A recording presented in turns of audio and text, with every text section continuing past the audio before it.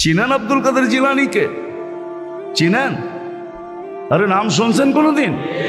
পীরানে পীর বড় পীর আব্দুল কাদের জিলানী রহমতুল্লাহ আলাই উনি লেখছেন, হায় ওর চেয়ে বড় হতভাগা কেউ নেই, ওর চেয়ে বড় কপাল পোড়া কেউ নাই, ওর চেয়ে বড় নিমক হারাম কেউ নাই, ওর চেয়ে বড় অকৃতজ্ঞ কেউ নাই, ওর চেয়ে বড় নিকৃষ্ট কেউ নাই। আল্লাহ ডাকলো আর আসলো, নামাজের জন্য ডাকলো আর আসলো না। বলে নিকৃষ্ট কেন বলছে আব্দুল কাদের জিলানী রহমতুল্লাহ আলাই? কেননা শুকর সকালবেলা ওঠে, ঘুমের থেকে উঠার পরে বলে আল্লাহ ঘুমের থেকে উঠলাম, সামনে কিন্তু তাকাবো, কাইলা ইয়াকা আউয়ালা নজরিন আলা মান লা ইউসাল্লি, যে নামাজ না পড়ে ওর উপরে যেন আমার প্রথম দৃষ্টিটা না পড়ে। আল্লাহ জিজ্ঞাসা করে কেন?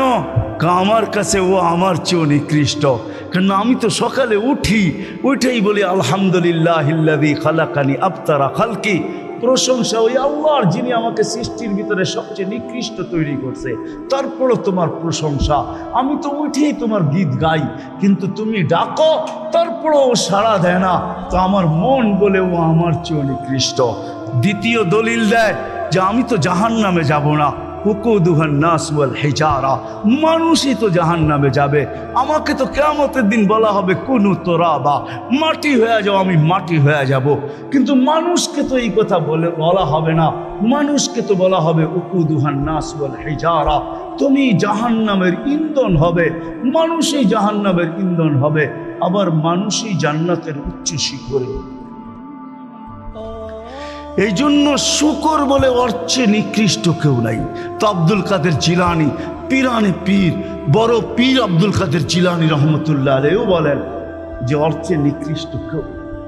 এই জন্য যদি পুজো আইসা থাকে, কথা আগে নেওয়ার আগে, শেষ করার আগে এইখানেই প্রতিশ্রুতি নিতে চাই যে আজকে যারা এই মজমায় আছি দুকে হাত রাইখা ওয়াদা করব যে আজকের পরে, বিশেষ করে যুবকরা, যে আজকের পরে আর আমি কোনোদিন নামাজ ছাড়ব না। ওয়াদা, বিলকুল ওয়াদা, তাইলে আগে চলতে পারি।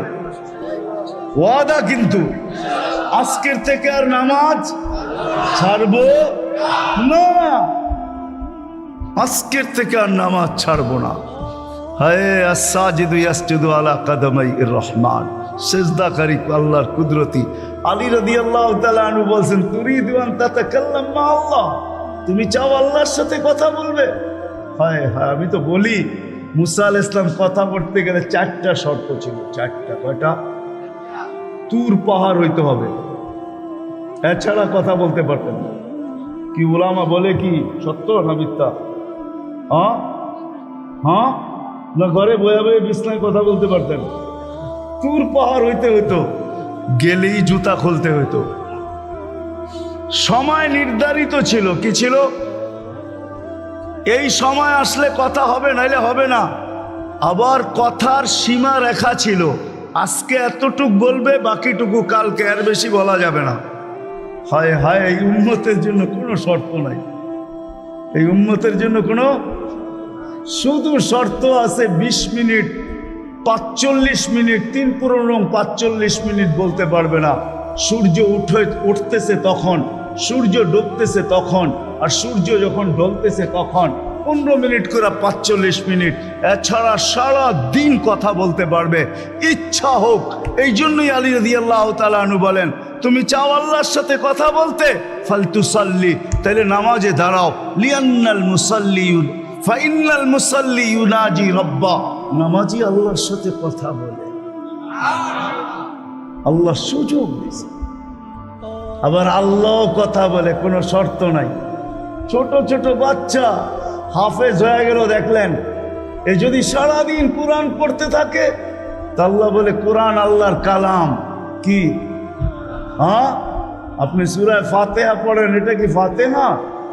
হ্যাঁ, আলহামদু পড়তেছেন আপনি?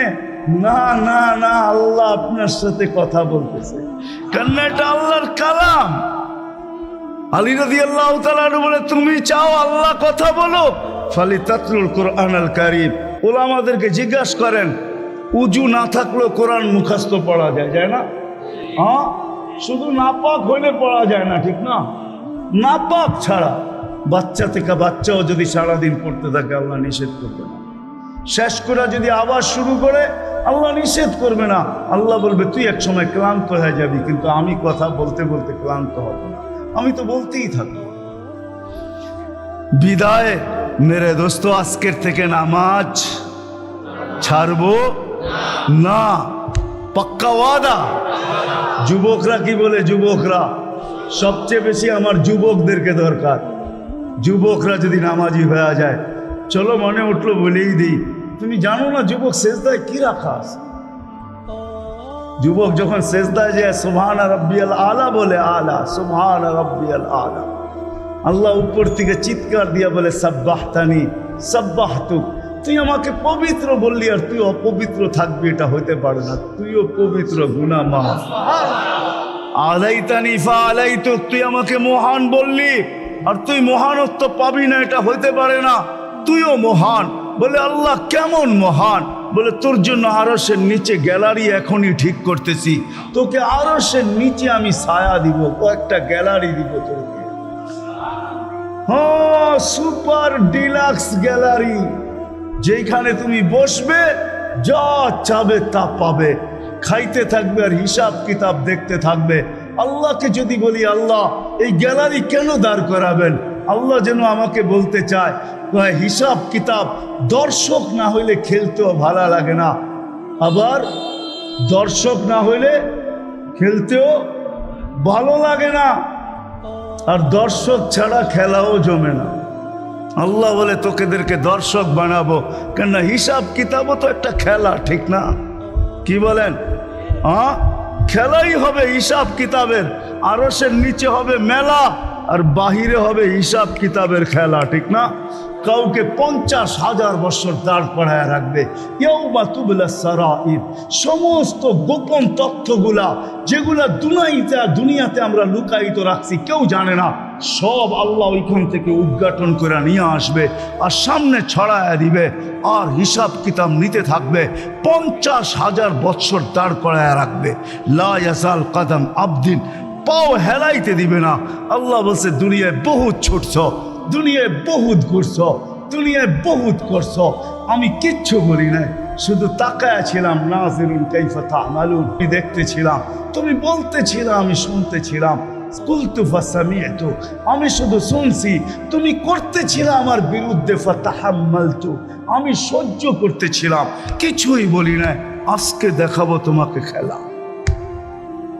ওই গ্যালারি রাখবে তোমার জন্য যুবক, গ্যালারি, এত মর্যাদা। জমিনে চলবে তুমি, আরেক হাদিস নিয়ে নাও, জমিনে চলবে, আল্লাহ তোমাকে দেখায়া দেখায়া উপর থেকে বলবে লাউলা ইয়া শাবাব, ও যুবক তুই যদি জমিনে না থাকতি, লাউলা শাবাব খুশা, ওই যুবক যদি জমিনে না থাকতো, যারা আল্লাহর ভয়ে নিজেকে লজ্জাপতির মতো গুটায় আনিছে, আজান শুনতে দেরি, মসজিদের দিকে দৌড়াইতে দেরি হয় না, আল্লাহর হুকুম সামনে আসতে দেরি, পুরা করতে দেরি করে না, নবীর তরিকার বিরুদ্ধাচারণ করে না, এইখানে একজন যুবকও পাওয়া যাবে না। চুল তো প্রতি মাসে কাটে, প্রতি মাসে না কাটক 2 মাস অন্তর কাটে, 2 মাস অন্তর না কাটক 3 মাস অন্তর কাটে, 3 মাস অন্তর না কাটক 6 মাস অন্তর কাটে, 6 মাস না কাটক 2 ঈদে তো কাটেই কাটে।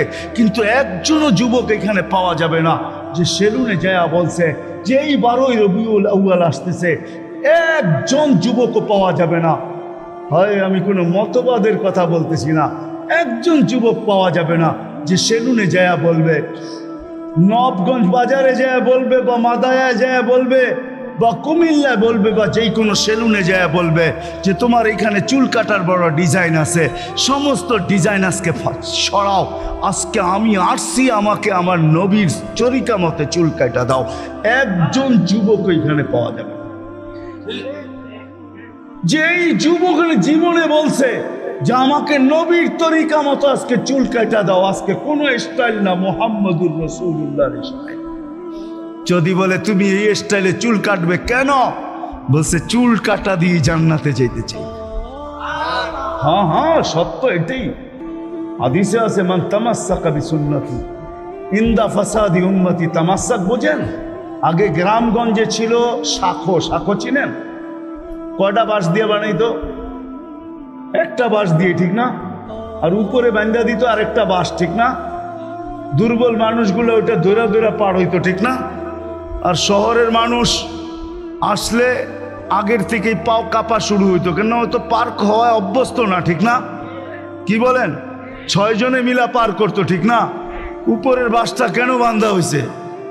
এই জন্য বাঁধা হয়েছে যে যদিও সাকর থেকে পাও পিছলায় চলে যায়, তাহলে তুমি যেন বাঁশটা ধরে লটকায়া থাকতে পারো, দূরের থেকে কেউ দেখা এসে ছুঁটা তোমাকে ওইখান থেকে উঠাইতে পারে, পানির ভিতরে তুমি না পড়ো।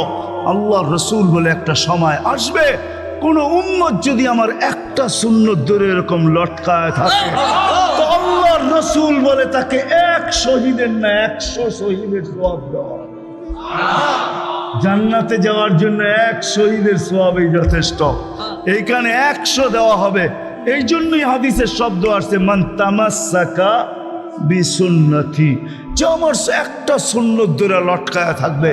যুবক যদি ভাবে যে কোনো সুন্নতই তো আদায় করতে পারতেছি না, না পরিবেশের জন্য পারতেছি, না দুনিয়ার জন্য পারতেছি, কোনোভাবেই পারা সম্ভব না, আমিও জানি পারা সম্ভব না, সবগুলোর উপরে আমল করা যাবে না। যুবক যদি বলে যে আমি আমার চুল কাটাকে সুন্নত বানায় নিলাম, নবীর এই সুন্নত ধরেই আমি আটকায় থাকবো, লটকায় থাকবো, যখনই সেলুনে যাব ওকে বলবো সমস্ত ডিজাইন সরা, আমার নবীর ডিজাইন আমাকে কাটা দে, আমার বিশ্বাস চুল কাটা দিয়ে সে যাবে। চুল কাটা দিয়া একজনও পাওয়া যাবে না, আরেকটা বললেও পাওয়া যাবে না। এই পুরা গ্রাম না, পুরা চান্দিনা থানায় উপজেলার ভিতর থেকে কোনো নববধূ পাওয়া যাবে না। পাওয়া যাবে চান্দিনার গ্রামে গ্রামে এখন বিউটি পার্লার আছে না? নাই? ঘরে ঘরে বিউটি পার্লার আছে, অনলাইনে সব বিউটি পার্লার চলে, অনলাইনে এসে সেই জায়গায় যায়। কোনো নববধূ পাওয়া যাবে না যে বিউটি পার্লারে যায় বলছে তোমাদের সমস্ত সাজ রাখো, আজকে আমার প্রথম রাত্র, প্রথম দর্শন, প্রথম জীবনের রাত্র, এটা আর জীবনে কোনোদিন ফিরে আসবে না, আজকে আমার বাসর রাত্রে হবে, আজকে আমি সাজতে আসছি, কিন্তু তোমাদের ডিজাইনে না, আমাকে ফাতেমার ডিজাইনে সাজায় দাও, বাকি অন্য দিন আসবো, তোমরা তোমাদের ডিজাইন মতো আমাকে সাজায় দাও, কিন্তু আজকে প্রথম রাত্র আমি ফাতেমার ডিজাইনে সাজতে চাই। একজন নববধূ পাওয়া যাবে না। কি বলেন? চলে তো যাব, আমি কথা শেষ জায়গায় চলে আসছি, চলে তো যাব। 100 বছর আগে যারা ছিল ওরা আজকে নাই, 100 বছর আমরা পরে আমরা থাকবো না। জীবনটা বড় ছোট, আল্লাহ রসুল বড় দয়া দিয়ে আমাদেরকে বুঝাইতে চেষ্টা করছেন, উম্মত হেলায় হারায় না, ওই জীবনটাকে হেলায় হারায় দিও না, ওটাকে গ্রহণযোগ্যতা পর্যন্ত পৌঁছাও, গ্রহণযোগ্যতা পর্যন্ত পৌঁছাও। কিয়ামতের দিন আমি যেন তোমাদেরকে নিয়ে গৌরব করতে পারি। জিজ্ঞাসা করেন, হাদিসে আছে, আল্লাহ রসুল আমাদের কাছে দরখাস্ত রাখছে, এরকম হয়ে আইসো যে আমি কিয়ামতের দিন তোমাদেরকে নিয়ে গৌরব করতে পারি। এরকম নিয়ে আইসো না যে আমি কিয়ামতের দিন তোমাদের বিরুদ্ধে চলে যাই। আমি যদি বিরুদ্ধে চলে যাই তো আল্লাহও চলে যাবে। আমি দুনিয়ার বাস্তব হায়াত, কোরআনের আয়াত দেখাইতেছি, এইখানে হাজি পাওয়া যাবে 2-4 জন, বেশিও পাওয়া যাবে। কি হজ করছেন আপনি? হজ করছেন? আলেম ওলামাও পাওয়া যাবে, হাজি পাওয়া যাবে না? পাওয়া যাবে না? হজ করছেন? উমরায় গেছেন? নাহলে উমরায় যাওয়া পাওয়া যাবে। মদিনা মুনাফফারা যাওয়ার পরে রওজায় একটা আয়াত লেখা আছে, রওজার উপরে কোরআনের আয়াত, ফাইন জাউকা, বন্ধু আপনার কাছে যদি আপনার উম্মত আসে, ওয়াস্তাগফারাল্লাহ, আর আল্লাহর কাছে যদি মাপ চায়, ওয়াস্তাগফারা লাহুমুর রাসূল, আর আপনি যদি একটু ইশারা করে দেন, লাওয়াজাদুল্লাহ তাওয়াবার রহিমা, তো আমি আল্লাহ মাফ করে দিব, দ্বিধা করব না। কত করছে দুনিয়াতে যে রসুল, যার কাছে যে মাপ চাওয়ার পরে আল্লাহ গ্যারান্টি দিতেছেন, আয়াতটা লেখা আছে রওজার উপরে, বিশ্বাস না হলে বাড়িতে যায় যুবকদেরকে বলতেছি সার্চ দিও রসুলের রওজা, দেখবা এই আয়াতটা এখনো লেখা আছে ওইখানে, ফাইন জাউকা ওয়াস্তাগফারাল্লাহ ওয়াস্তাগফারা লাহুমুর রাসূল লাওয়াজাদুল্লাহ তাওয়াবার রহিমা। দুনিয়াতে আল্লাহর রসুল হাত করে দিলে আল্লাহ মাফ করে দিবে। তো আল্লাহর রসুল বলছে দুনিয়ার জীবনটাকে এরকম নিয়ে আইসো না, আমি যেন গৌরব করতে পারি এরকমই নিয়ে আইসো। এরকম নিয়ে আইসো না যে কিয়ামতের দিন আমি তোমাদের বিরুদ্ধে চলে যাই। আমি যদি বিরুদ্ধে চলে যাই আর কেউ তোমাদের পক্ষে থাকবে না। এই জন্যই কোরআনে আরেক আয়াত আমাদেরকে চিৎকার দিয়া বুঝাইতে চাইতেছেন, রব্বি ইন্না কওমি ইত্তাখাযু হাযাল কুরআনা মাহজুরা। ও আল্লাহ, উম্মতকে চোখের পানি জড়ায়া জড়ায়া বুঝাইছি। আমি যে চান্দিনার মানুষকে কেমনে বুঝাবো আমি বুঝাইতে পারতেছি না। কেমনে বুঝাইলে আপনারা বুঝবেন? যে রসুল দুনিয়ার থেকে যখন বিদায় নিতেছে তো জিবরিল আলাইহিস সালাম কাঁদতে কাঁদতে আসছেন। আমি হাদিসকে শর্ট করতেছি। আল্লাহ রসুল জিজ্ঞাসা করতেছে, আতাবকিয়া জিবরিল, আপনি কাঁদেন কেন? বলে আজকেই শেষ দিন, আর কোনোদিন ওহী আনার জন্য যাওয়া হবে না। আর ওহীর কারণে যে নৈকট্যময় পৌঁছতে পারতাম আর কোনোদিন পৌঁছতে পারবো না। আজকেই আমার শেষ, চাকরি শেষ, আমি এলপিআরে চলে যাব। ওই নৈকট্যময় জায়গায় যাওয়া হবে না, আর কিয়ামত পর্যন্ত কোনো নবী আসবে না। বিদায় কোনো নবীর দুয়ারে আমার আসার হবে না। আজকেই শেষ, বিদায় এলপিআরে যাইতে চলছি। ১৬,৩১৩ জন রসুলের কাছে আমার আনাগোনা ছিল, এই জন্য আমার চোখের পানি। তারপরে জিবরিল প্রশ্ন করছে, ওয়াতাবকি আনতা, আপনি কেন কাঁদেন? আমারটা তো জবাব দিলাম, আপনি জবাব দেন। তো চোখের পানি আরো বেড়ে গেছে। বলতেছে জিবরিল, এক প্রশ্নের জবাব এখনো বাকি। বলছে সেই প্রশ্ন কি? বলে ফামাল্লি বাদিলি উম্মতি, আমার পরে আমার উম্মতকে কে দেখা রাখবে, কে বুকে জড়ায়া রাখবে, কে পাহারা দিয়া রাখবে? আমি তো ছিলাম উম্মতের কান্ডারি, চলে তো যাব, মালাকুল মউত দাঁড়ানো আছে, অনুমতি দিতে দেরি, বুকে হাত দিতে দেরি করবে না। তুমিও বলতেছো আল্লাহ অপেক্ষায় আছে, আল্লাহু ইয়ান্তাযিরুক, আল্লাহ আপনার অপেক্ষায় আছে। ঊর্ধ্ব জগতে খুশির বন্যা চলতেছে, সমস্ত ফেরেশতা আরশ পর্যন্ত জমতেছে। একটু পরে বন্ধুর কাছে চিরদিনের জন্য চলে আসবে। পরের হাদিসের শব্দ আমাদেরকে এটাই বুঝায়। তো জিবরিল আলাইহিস সালাম বলতেছে, আপনি কাঁদেন কেন? বলছে এক প্রশ্নের উত্তর এখনো বাকি, আমার পরে উম্মতকে কে দেখা রাখবে, কে পাহারা দিবে? আল্লাহ জবাব পাঠাইছে, লা আতরুকু উম্মতাকা ওয়াহদা ওয়ালা আতরুকু উম্মতাকা ফারদা, আপনার উম্মতকে আমি একা ছাড়বো না, আমি দেখা রাখবো, আমি উম্মতকে পাহারা দিয়া রাখবো। কেমন বন্ধু জানেন? উলামা আছে, এই জন্য বলতেছি। কিয়ামতের প্রত্যেক দিন জুমার সময় আপনাদের খতিবরা খুতবার ভিতরে এটা পড়ে, ইন্নাল্লাহা মালাইকাতাহু ইউসাল্লুনা আলান নবী ইয়া আইয়ুহাল্লাযীনা আমানু সাল্লু আলাইহি ওয়া সাল্লিমু তাসলিমা। পড়ে না? উলামায়ে কেরাম কিভাবে বুঝছে আমি জানি না, আমি অন্যভাবে বুঝছি। এই আয়াত আমি অন্যভাবে বুঝছি। উলামায়ে কেরাম বলবে আল্লাহ আমাদেরকে দুরূদ পড়ার হুকুম দিছে, আমিও বলবো হুকুম দিছে, কিন্তু আমি এটা অন্যভাবে বুঝছি। আমি যদি এই আয়াতের ভিতরে 3টা প্রশ্ন আছে, আমি যদি আল্লাহকে প্রশ্ন করি, আল্লাহ একদিন তো আমরা মরে যাব, আপনার বন্ধুর উপরে দুরূদ কে পড়বে? দুরূদ কি বন্ধ হয়ে যাবে? তো আল্লাহ বলে, বেওকুফ, তুই দেখলি না ফেরেশতা আছে মধ্যখানে? তো আমি যদি আল্লাহকে প্রশ্ন করি, আল্লাহ কিতাব তো আমাকে এটাও বলে যে ফেরেশতাও একদিন মারা যাবে, মালাকুল মউতও মরবে, তারপরে আমাদের নবীজির উপরে দুরূদ কে পড়বে? তো আল্লাহ বলে, জাহেল, তুই কি দেখলি না? ইন্নাল্লাহ, আমি আল্লাহ পড়তে থাকবো, আনা হাই লা আমুত, আমি চিরঞ্জীব, আমি পড়তে থাকবো। বন্ধুর দুরূদ আমি কখনো বন্ধ হইতে দিব না। আমি এইভাবে এই আয়াত বুঝি। বন্ধুর কত বড় বন্ধুত্ব! তো বলছে, বন্ধু আপনার উম্মতকে আমি একা ছাড়বো। চোখে পানি নিয়ে দুনিয়ার থেকে বিদায় নিতেছে। ওই উম্মতকে বলতেছে, উম্মত কিয়ামতের দিন এরকম আইসো যে আমি গৌরব করতে পারি, এরকম আইসো না যে আমি তোমাদের বিরুদ্ধে চলে যাই।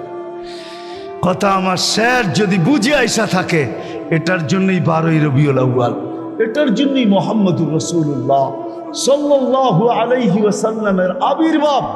আমরা যেন কিয়ামতের দিন গৌরবময় হয়ে যাই, আল্লাহর রাসূল যেন আমাদেরকে নিয়ে গৌরব করতে পারে। যেমন আল্লাহ রাসূল বলছিলেন কিয়ামতের দিন আল্লাহ নারাজ হবে, কার আমল দিয়ে আল্লাহর গোসাকে রাগকে আমি ঠান্ডা করব জানো? আমি আবু বকরের আমল নামা আগে করে দিব, আবু বকরের আমল নামা দেখে আল্লাহর রাগ ঠান্ডা হয়ে যাবে। হ্যাঁ হ্যাঁ, সত্য এটাই, সত্য এটাই। এরকম সত্য হাজারো আছে হাদিসের ভিতরে। এক একজনকে দেখা আল্লাহ রাগ ঠান্ডা হয়ে যাবে। হায় হায়, আছে আছে, হাদিসে আছে। সামনে রোজা আসতেছে, রমজানে যারা গরমের ভিতরে রোজা থাকবে আর এটাকে কষ্টসাধ্য মনে করবে না, এটাকে গৌরবের বিষয়, নৈকট্যের বিষয় মনে করবে, আল্লাহ কিয়ামতের দিন সকালে এদেরকে ইফতার করাবে। এবার বোঝেন আল্লাহর পেঁয়াজু কিরকম হবে, আল্লাহর বেগুনি কিরকম হবে, আল্লাহর মুড়ি ভর্তা কিরকম হবে, আল্লাহর জিলাপি কিরকম হবে। আল্লাহ ইফতার করাবে। ইফতার কি করাবে? হ্যাঁ, ওটা বাবরচি দিয়া পাক করবে না, কুদরত দিয়া পাক হবে, কুদরত দিয়া। আল্লাহ বলে দুনিয়াতে কষ্টের রোজা রাখা আসছে উম্মতে মুহাম্মাদি, এই জন্য নবীর আদর্শকে শিখবে। নবীর আদর্শই আমাদেরকে ওই গৌরবময় জীবন দিতে পারে। নবীর আদর্শের সবচেয়ে বড় জিনিস যেটা নামাজের স্বীকারোক্তি দিয়েছেন, এরকম প্রত্যেকটা সুন্নত নবীর আদর্শ। কোরআন আমাদেরকে এটাই শিখায়। এই জন্য নবীর আদর্শের উপরে উঠবো। কি বলেন, উঠবো তো? পাক্কা ওয়াদা? কথা কিন্তু শেষ হয়ে গেছে, আর উঠাউঠি না করি, শেষ কথা। আল্লাহ আমাদেরকে কবুল করেন। কিন্তু যদি প্রশ্ন করেন নবীকে পাবো তো পাবো কোত্থেকা, উনি তো দুনিয়ার থেকে চলে গেছেন 1433 বছর, 34 বছর হয়ে গেছেন, দুনিয়ার থেকে চলে গেছেন, দুনিয়ার থেকে চলে গেছেন। ওনাকে কোত্থেকে পাবো? 1434 বছর, এখন 1444 চলতেছে। 10 হিজরিতে দুনিয়ার থেকে চলে গেছেন, এখন কোত্থেকে পাবো? এই জন্যই বলা হয় ওই হক্কানি আলেম আর আল্লাহ ওয়ালারা নবীর আদর্শকে এখনো নিজের বুকের ভিতরে ধরে রাখছেন, একটাকেও হারাইতে দেন নাই। এমনকি নবীর নাম, গাদার নাম পর্যন্ত হারাইতে দেন নাই, বকরির নাম পর্যন্ত হারাইতে দেন নাই, কোন সুন্নতকে হারাইতে দেন নাই। এই জন্যই হুকুম আসছে, কোরআন আমাদেরকে বলে ওউলুল আমরি মিনকুম, কিয়ামতের সকাল পর্যন্ত নির্বাচিত উলামায়ে কেরাম থাকবে, আল্লাহ ওয়ালারা থাকবে। ও জানি আপনাদের এইখান থেকে বেশি দূরে না। হায়, কারি ইব্রাহিম সাহেব রহমতুল্লাহ আলাইহির জীবন এটার উপরেই গেছে, নবীর সুন্নতের উপরেই গেছে। নিজেও আমল করছে, আর সারা দুনিয়াকে যাদেরকেই পাইছেন তাদেরকে নবীর সুন্নতের উপরেই উঠাইছে, তাদেরকে আল্লাহর দেওয়ানা বানাইছেন, আল্লাহর পাগল বানাইছেন। কিয়ামত পর্যন্ত এইভাবেই চলবে। হক্কানি আলেমরা আপনাদের সামনে নবীর আদর্শ এদের সিনায় রাখা আছে, এদের কাছে সুরক্ষিত রাখা আছে। যেটা চাবেন আল্লাহ ওয়ালাদের কাছে রাখা আছে। এই জন্য সর্বশেষ কথা, আমরা হক্কানি আলেমদের, হক্কানি আল্লাহ ওয়ালাদের অনুসারিত হইয়া নবীর আদর্শকে শিখব, এর উপরে চলব। পাক্কা? হ্যাঁ। আর যদি হক্কানি আলেম রাখতে চান দুনিয়াতে, যে বেঁচে থাকুক, আল্লাহ ওয়ালারা বেঁচে থাকুক। আর যদি চান এরা মরা যাক, এরা মরা যেতে পারে, আল্লাহ কাল সকালেও সবাইকে নিয়ে যেতে পারে। কিন্তু আমি কসম দিয়া বলবো, কাল বিকাল পর্যন্ত আর এই দুনিয়া থাকবে না। যদি সূর্য ডোবে তো চিরদিনের জন্য ডুববে, আর কোনোদিন উঠবে না। এটাই সত্য, লেখা রাখেন। এটার বর্ণনা দেওয়ার সময় আমার কাছে এখন নাই। বিদায় হক্কানি আলেম আল্লাহ ওয়ালা ধরে রাখতে চাইলে এই সমস্ত মাদ্রাসাগুলোর প্রয়োজন হবে, খানকাগুলোর প্রয়োজন হবে, মার্কাজের প্রয়োজন হবে, নাইলে এগুলা টিকা থাকবে না। আমি আপনাদের কাছে চান্দা করব না, এটা মনে করেন না, ভয় পায়েন না যে আমি বুঝি চান্দা করব না। না না, চান্দা করার আমার অভ্যাসও না, আমি চান্দা করতেই জানি না। আপনি তো আমার থেকে বহুত দূরে, আল্লাহ আমার থেকে আমার অনেক কাছে। আমি আপনার কাছে চান্দা করব তো ওনার কাছ থেকে করব, ওনাকে বইলা দিব। কিন্তু এতটুকু আপনাদেরকে বলবো, টিকায় রাখতে হবে।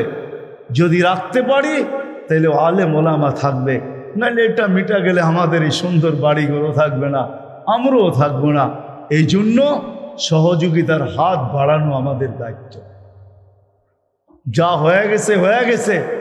আমি এতটুকু আপনাদের থেকে প্রতিশ্রুতি নিব যে এরকম মাদ্রাসা যেখানেই হোক, মক্তব যেখানেই হোক, মসজিদ যেখানেই হোক, হেফজোখানা যেখানেই হোক, মার্কাজ যেখানেই হোক, আমি যতটুক পারি আমার সাধ্য অনুযায়ী আমি সহযোগিতা করব। আমি একটা অংশ এখানে রাখব, এই মনে করা যে এই উম্মত এক নেকি দিয়া পার হবে, এক গ্লাস পানি দিয়া পার হবে। তো আমিও যতটুকু এটার ভিতরে রাখছি, এটা দিয়ে আমি পার হওয়ার আশা রাখি। ইনশাআল্লাহ সংযুক্ত হব তো? কে কে হবেন দেখি হাত উঠান তো। সাধ্য অনুযায়ী, এখন না, এখন না। এখন যদি দিতে চান তাহলে দোয়ার পরে ওই যে সামনে দেখছি টেবিল নিয়ে বসা আছে আসার রাস্তায়, ওইখানে আপনি লেখা দিয়া যেতে পারেন, বা পর মুহূর্তে আপনি এখানে পৌঁছায় দিতে পারেন। সত্য এটাই, যেই এটার সাথে সংযুক্ত রাখবে, এক নেকি দিয়া যদি জান্নাতে যায়, তো মাদ্রাসার সংযুক্ত, মক্তবের সাথে সংযুক্ত, হেফজোখানার সাথে সংযুক্ত, মসজিদ আর খানকার সাথে সংযুক্ত, মার্কাজের সাথে সংযুক্ত হবে। আর এ জান্নাতে যাবে না এটা বলা যায় না, বরং এও জান্নাতে যাবে। এটার জন্য করবো তো ইনশাআল্লাহ। হ্যাঁ, আল্লাহ আমাদের সবাইকে আমল করার তৌফিক দান করেন। ওমা আলাইনা ইল্লাল বালাগ।